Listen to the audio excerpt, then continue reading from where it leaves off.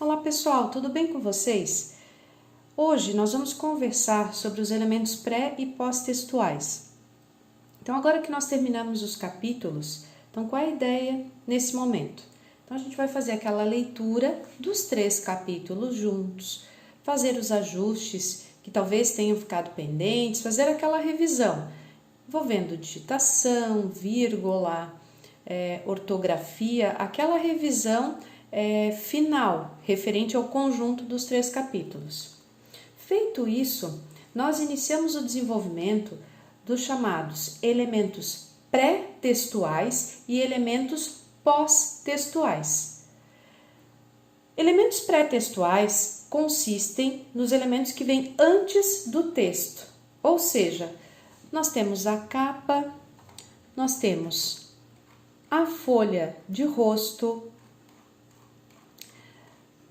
agradecimentos, dedicatória, termo de isenção de responsabilidade, página de aprovação, sumário, resumo, rol de abreviaturas e siglas, rol de tabelas e figuras, rol de categorias e introdução. Estes são os elementos pré-textuais. Os elementos pós-textuais, via de consequência, são aqueles que são ou que vão depois do texto, considerando o texto, capítulo 1, 2 e 3. Ou seja, os elementos pós-textuais serão as considerações finais, as referências bibliográficas das fontes citadas e os anexos. Então, começando pelos elementos pré-textuais. Lá na nossa estrutura de monografia, nós verificamos a capa. Então, lá na capa, nós temos a identificação da nossa universidade, da Vice-Reitoria de Graduação e Desenvolvimento Institucional, da nossa escola, que é a Escola de Ciências Jurídicas e Sociais, curso de Direito.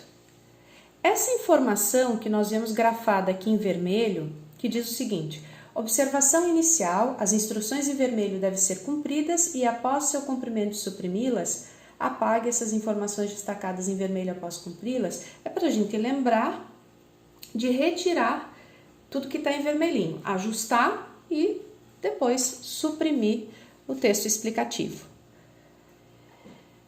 Enquanto pesquisadora, coloco o título da monografia aqui, o nome do pesquisador. E aqui nesse quadrado, nós temos a autorização da orientadora para depósito da monografia, com a finalidade de que exista a apresentação e a defesa da mesma. Então, aqui nós vamos manter o texto e deixar Balneário Camboriú, 18 de maio de 2020. Ok? E aqui é comigo. Quando eu encaminho para o NPJ, eu autorizo o depósito, esse depósito comentado, tá? Então, quem estiver elaborando, só preencher aqui a data. Mês, maio de 2020, preenchida a capa. A folha de rosto praticamente mantém as mesmas informações. Título da monografia, o mesmo, nome do pesquisador, orientadora, então, professora doutora Patrícia Elias Vieira, maio de 2020. Terminada a folha de rosto, passamos a agradecimento e dedicatória. Agradecimento e dedicatória são opcionais. Então, no agradecimento, nós vamos agradecer família, pessoas que tenham marcado a nossa trajetória acadêmica, pessoas que mereçam o sentimento de gratidão, o carinho, envolvendo não só o desenvolvimento da pesquisa, mas que nos auxiliaram de modo direto e indireto ao longo dessa jornada acadêmica de graduação. Como falei, a dedicatória também é opcional. Então, a dedicatória, ela pode se direcionar a pessoa, setor, área. Então, vamos dizer, alguém que esteja pesquisando a área de mediação, dedicar a determinado setor do judiciário, alguém que esteja pesquisando na área de família, aos juristas que se dedicam ao estudo do direito de família, alguém que esteja desenvolvendo o direito da moda, aos juristas e profissionais que militam na área do direito da moda. Também pode se dedicar a pessoas, colegas, enfim. Então, também é opcional de cada um e é pessoal. Então, as informações que vêm aqui na dedicatória e no agradecimento, elas são pessoais. Opta por elaborar ou não, e cada um vai enaltecer ou não quem entender de direito. Termo de isenção de responsabilidade. Então, é aquele termo onde você declara que desenvolveu, né, o conteúdo do trabalho, que tudo que consta ali foi realmente citado, quanto a fontes, as paráfrases também tiveram as fontes regularmente identificadas, e que foi um trabalho seu, né? O aporte ideológico dele é seu, não é da orientadora, não é da universidade, nem da coordenação. Coloco maio de 2020 e o nome do pesquisador. Página de aprovação. Vou preencher o nome do pesquisador, título da monografia, a data, mantém o texto do jeitinho que está aqui, porque nós só vamos conhecer a data a partir do dia 26 de maio, quando forem publicadas as bancas. Identifico aqui no texto, composta pelos seguintes professores: doutora Patrícia Elias Vieira, presidente orientadora, e mantenho do jeitinho que está aqui o nome do examinador, porque só vamos conhecê-lo também lá no dia 26 de maio, no momento em que houver a publicação das bancas. Feita a avaliação, o trabalho científico foi julgado aprovado com nota, também mantém-se o texto do jeito que está, porque só vamos saber se houve aprovação ou não após a defesa e, se aprovada a nota, após o prazo de 15 dias, caso sejam feitas as retificações sugeridas pela banca, se houverem, e quando for publicada essa nota. Maio de 2020, aqui na data. O meu nome, então, professora doutora Patrícia Elias Vieira. Sumário, não mexemos. Depois existe um mecanismo de atualizar sumário, onde o próprio Word vai colocar as páginas e o nome de cada capítulo e subtítulo corretamente, então não precisamos nos preocupar com ele. Resumo. O resumo, ele é uma sinopse do que nós vamos encontrar nessa monografia. Ele deve conter de 150 a 500 palavras, sem parágrafo, e em entrelinhas simples. O que precisa aparecer no resumo? Lembrando que o resumo ele é sempre escrito com verbos no tempo futuro ou presente. Então, o resumo tem que informar o objeto, ou seja, o tema, o objetivo geral, o conteúdo dos capítulos, a metodologia utilizada e o resultado que se pretende alcançar. Então, nós temos 5 itens a cumprirmos aqui no resumo. Objeto, que é o tema, objetivo geral, conteúdo dos capítulos, metodologia e resultado pretendido. Quando nós elaboramos esse texto, nós temos que tomar o cuidado de não dar todo o resultado final. É como a sinopse de um filme, para quem é da geração anterior, onde nós víamos filme em DVD, depois em CD, enfim, e agora no Netflix, enfim, a gente vê a sinopse do filme, aquele resuminho do filme, mas lá não vem o spoiler, né? Não vem a informação do que nós vamos encontrar lá no final do filme, no final da obra. Então, dizer o que vai ser encontrar, mas deixar aquele gostinho de quero mais, instigando o leitor a realmente fazer essa leitura. Como é que eu verifico se o texto do resumo tem entre 150 a 500 palavras? Então, se nós selecionarmos esse texto, aqui no Word, no finalzinho aqui, na barrinha, deixa eu só virar um pouquinho aqui, vocês vão visualizar. Então, aqui na barrinha, vocês vão observar que tem 120 palavras. Eu tenho que escrever um pouquinho mais para alcançar as 150, ok? Feito o resumo, tenho que grafar de 3 a 8 palavras ou expressões-chave. Qual é a finalidade disso? As palavras-chave vão ser utilizadas lá pela bibliotecária ou bibliotecário, depois da aprovação, defesa, da publicação da monografia, para cadastro no sistema da biblioteca para fins de pesquisa. Para fins de currículo, é interessante que o conteúdo que vocês estão tornando público seja pesquisado por outras pessoas, que vocês sejam citados por outras pessoas. Então, a ideia é colocar palavras-chave, que pelo menos 3, que realmente identifiquem o que você pesquisou. Seguimos para o rol de abreviaturas e siglas. Esse é um item opcional. Então, aqui a gente já deixou previamente pronto algumas siglas, né, e abreviaturas que constam no próprio modelo.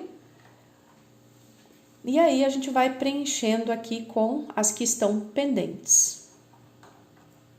Depois que deixar a fonte em preto, venho aqui na janelinha de bordas e tiro todas as bordas. Aí ele vai ficar todo arrumadinho e sem as linhas. Tiro aqui o item vermelho. Rol de tabelas e figuras, também opcional.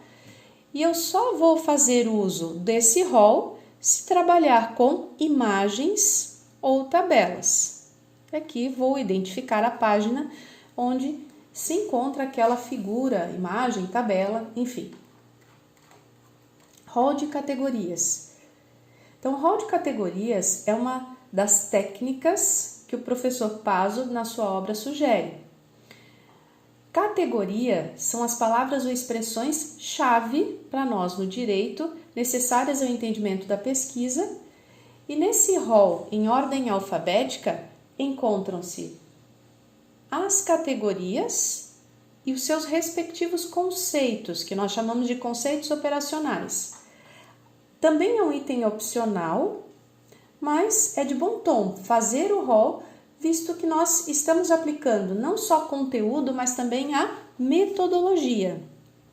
Caso opte por não fazer o rol, tem que informar isso na introdução.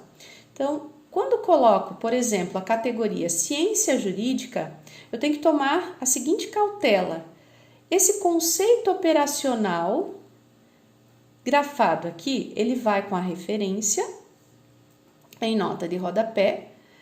Como é uma citação, vai entre aspas, então aqui eu não preciso tomar aquele cuidado de citação curta, citação longa, sempre vai entre aspas, a não ser que você tenha a elaboração de um conceito operacional próprio do autor da pesquisa.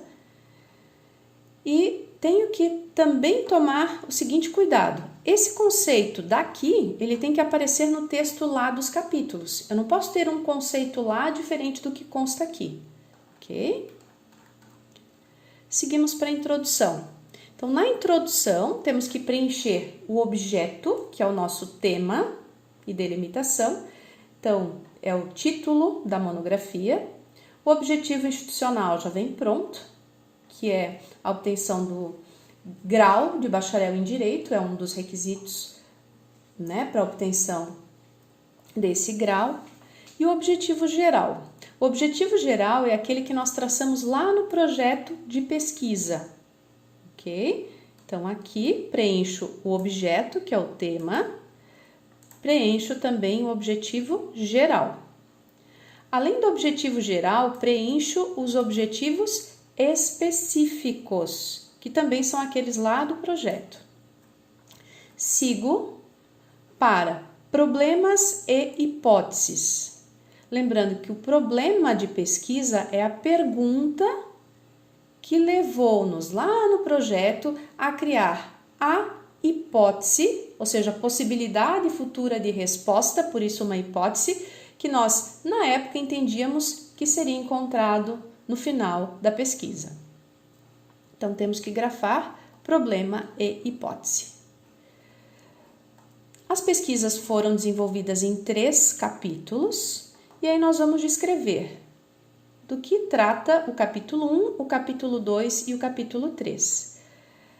Nesse texto, tanto do resumo que a gente viu há pouco, quanto da introdução, o tempo verbal é no futuro, presente ou futuro. O ideal é que seja futuro, porque quem iniciará a leitura dos capítulos ainda não teve o conhecimento do que você vai expor, ok? A metodologia já vem aqui identificada, todos desenvolvendo pelo método indutivo e cumprindo as técnicas.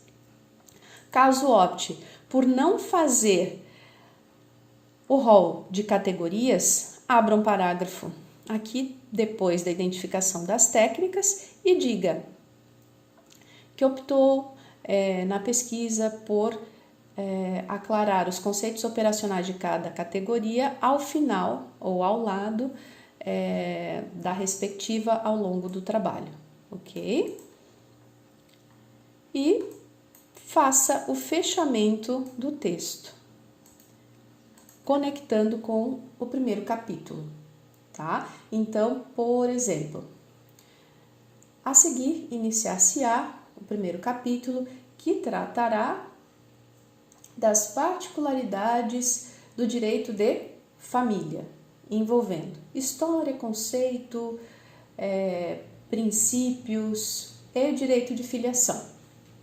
Estes são os elementos pré-textuais. Feito isso, vamos aos elementos pós-textuais. O primeiro elemento textual, como já sabemos, são as considerações finais. Até aqui, como já sabemos, no texto de capítulo, tudo que nós comentamos foi ou teve como supedâneo fonte doutrinária, legal ou de jurisprudência. Alguém fez aquela ponderação no momento anterior e queríamos confirmar ou não uma hipótese com base na coletânea dessas ponderações.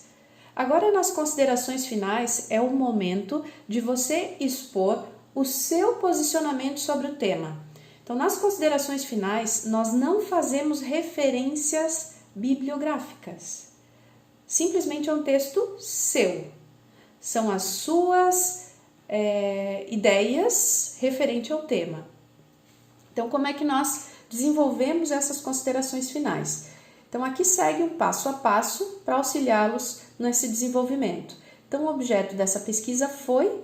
Então, aqui o tempo verbal, ele é no passado, porque o avaliador e quem vai fazer a leitura do seu trabalho já conhece o que você trouxe no capítulo 1, 2 e 3.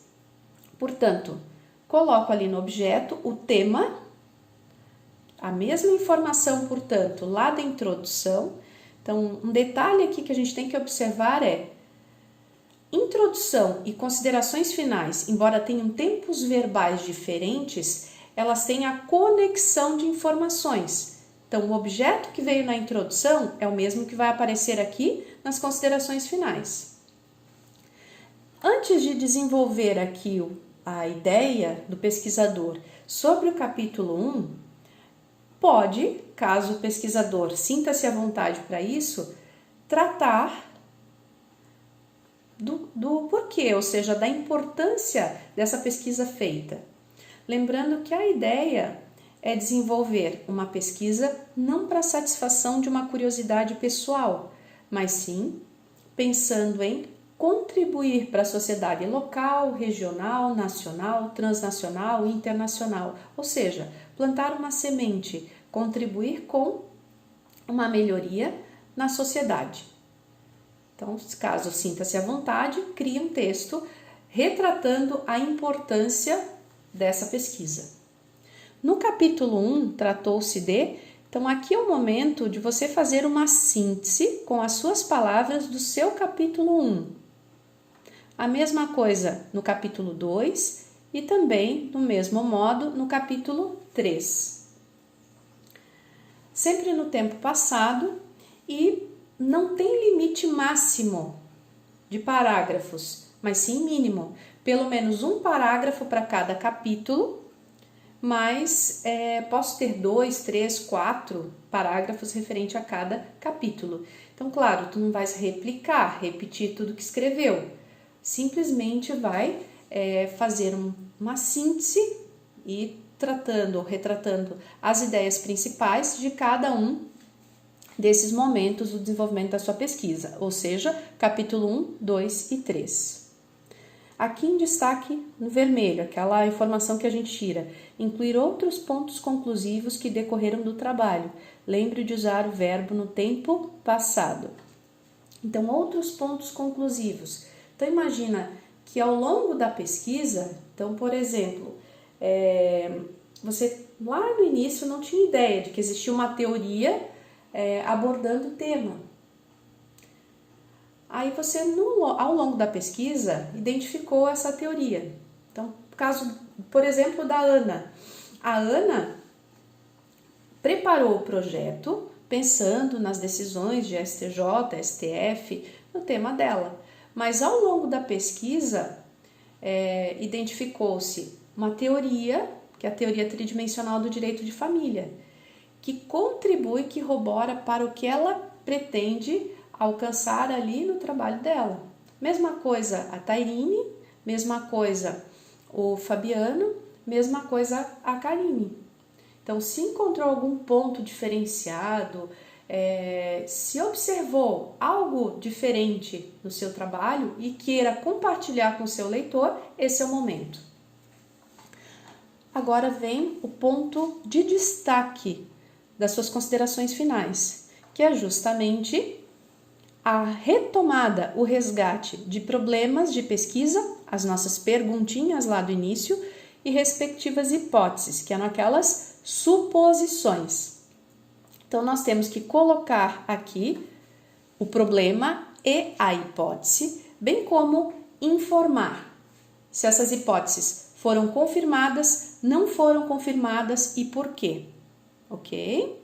Então, sempre lembrando de explicar o porquê dessa confirmação, não confirmação no todo ou em parte. Agora vem o encerramento das suas considerações finais. Aqui é uma sugestão de texto. Sinta-se à vontade para adequar, mudar, colocar a sua característica ali. Então, por exemplo, encerra-se essas considerações finais informando que as reflexões acima não esgotam o tema, mas pretendem estimular novas pesquisas que contribuam para a racionalização do direito e sua aplicação social. Então, quando nós identificamos que não tivemos a intenção de esgotar o tema, que é uma informação importante de fazer constar lá no finalzinho das considerações finais, é porque em pesquisa, independente da área, nós nunca fechamos um tema.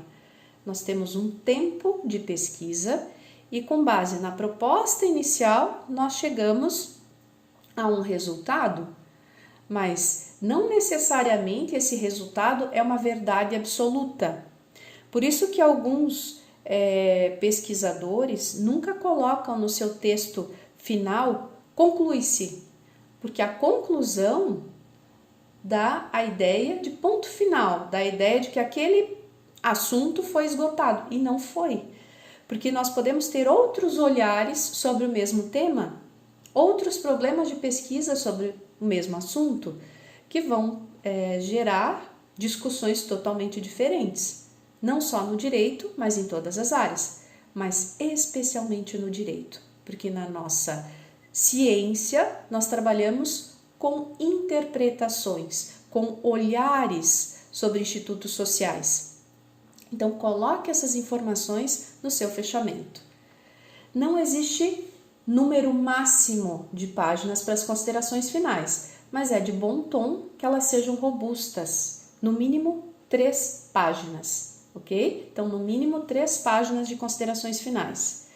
Quando o examinador vai avaliar uma monografia e ele encontra considerações finais com pouco texto, sem envolvimento do pesquisador, ele não olha com bons olhos, porque dá a impressão de que o pesquisador não se aprofundou naquele tema, ok? Então, pelo menos 3 laudas de considerações finais e sintam-se à vontade ali ao momento de vocês falarem sobre o tema.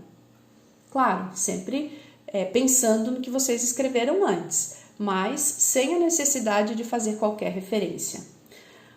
O outro elemento pós-textual é o item referência das fontes citadas. Então, desde a introdução, nós temos as citações de conceitos do próprio César Luiz Pazo, quanto ao método indutivo, método cartesiano.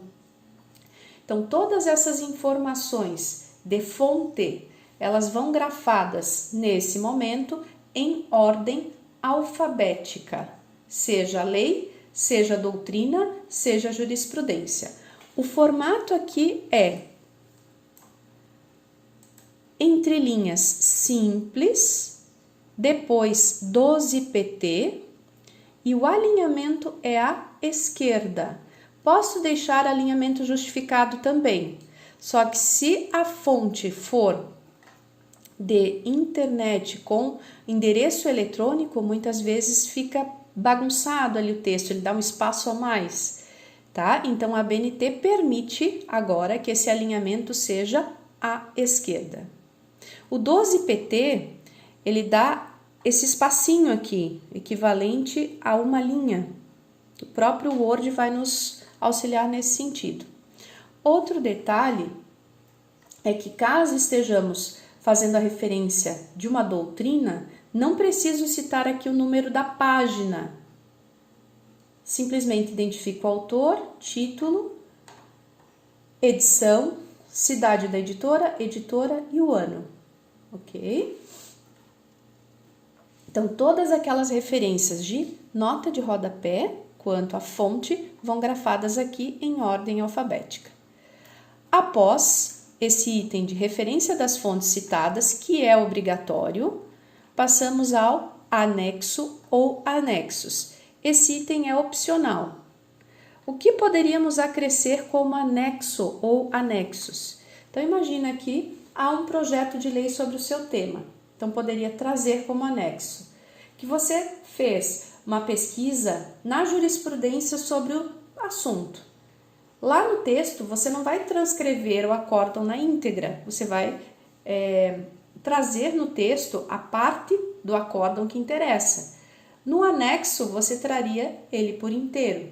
Então, o anexo é um conforto que você concede ao leitor para que ele não vá buscar lá no site essa informação, mas é opcional, até porque ali você já traz no texto dos capítulos a fonte, a origem daquela informação. E aqui terminamos então os elementos pós-textuais. Então, pessoal, desenvolvam os elementos pré e pós-textuais. Então, parabéns pela caminhada desenvolvida até aqui, a todos, quanto aos capítulos. A gente sabe que a pesquisa, embora ela seja prazerosa, ela é um instituto que nos dá satisfação, mas que também nos deixa com dúvidas no sentido de vontade de escrever mais, de ter outros olhares sobre o tema. Então, na realidade, aquele pesquisador, então aqui nós estamos terminando um trabalho de iniciação científica, portanto, provavelmente o primeiro trabalho científico da maioria, ele nos demonstra a vontade de seguirmos como pesquisadores ou não. Então, é um perfil que se identifica especialmente para aquele que tem vontade de trazer novos olhares, novas interpretações, no caso de direito, contribuir para uma sociedade melhor. Algo que a gente acaba sempre comentando nas defesas, que é um pensamento pessoal meu, é que esse momento em que vocês tornam pública a pesquisa é um momento de maestria, de fechamento do curso, com brilhantismo ou não. Depois vem a formatura, vem a festa, vem a colação de grau, mas aqui vocês demonstram a capacidade de preocupar-se enquanto cientista com o social. Portanto, aqui fica a primeira exposição pública daquele que passará a ser chamado de profissional do direito, bacharel em direito. Então, pessoal, muito obrigada pela atenção, um abraço.